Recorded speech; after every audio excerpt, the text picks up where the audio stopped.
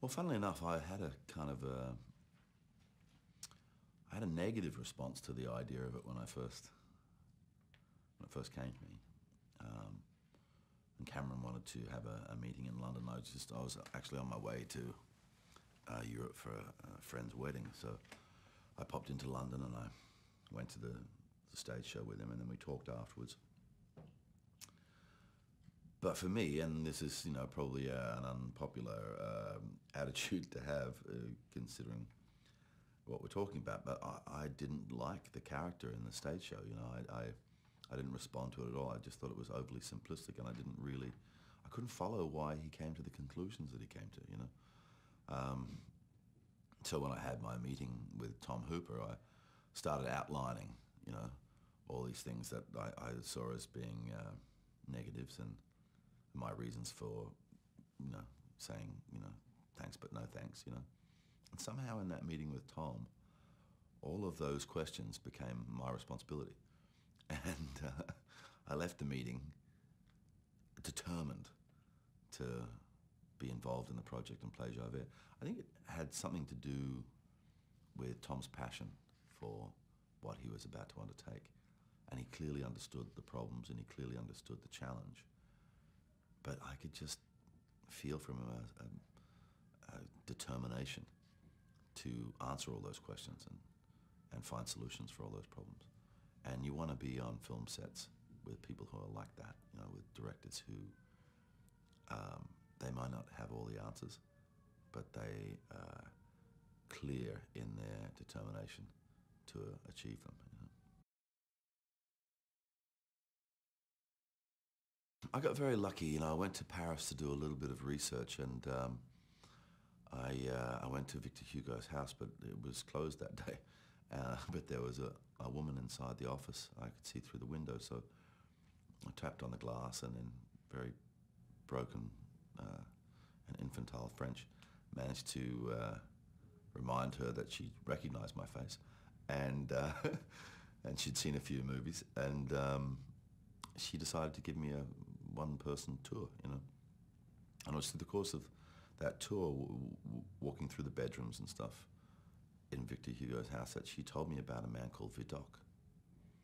And Vidocq was Victor Hugo's influence for both Jean Valjean and Javert.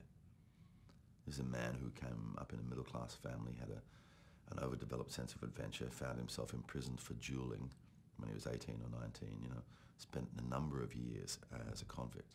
And then with the change of government, found himself in a situation where he became a policeman and then a police inspector, and on up the tree until he started the Brigade du Surete, and is commonly given the credit for starting undercover police work.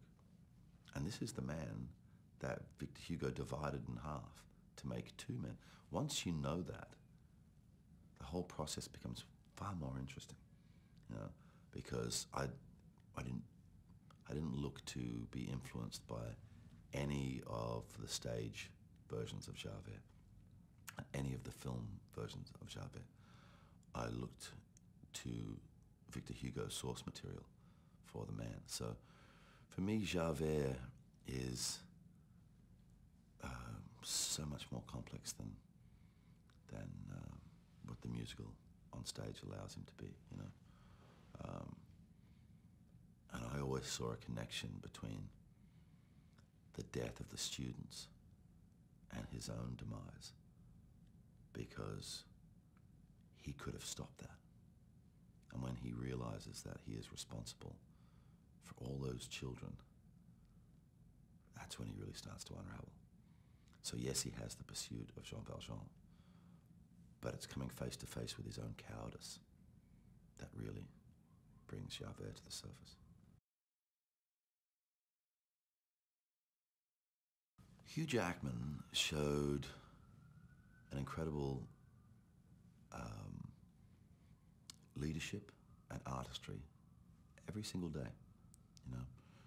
He had the biggest responsibilities of anybody, and I don't know, what's necessarily going on in his heart or in his stomach, but he went through those responsibilities with such ease and grace It was kind of infectious.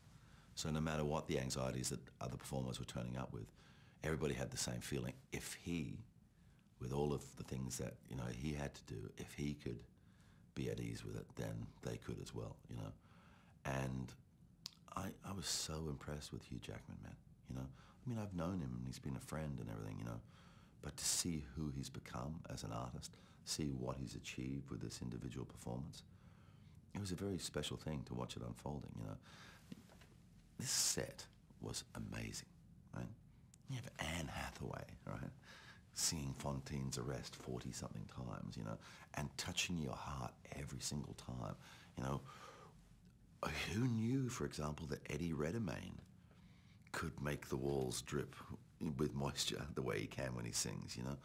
I didn't know anything about Samantha Barks before I met her, and getting to know her and having some social fun with her and Anne and Amanda on Friday nights, we'd have these, you know, barbecues, and they would always end up in a sing-along, but it was such an excitement from everybody, you know, and given the type of sets that Tom Hooper put us on and the way he shot it and the inclusive nature of how he set the cast in motion,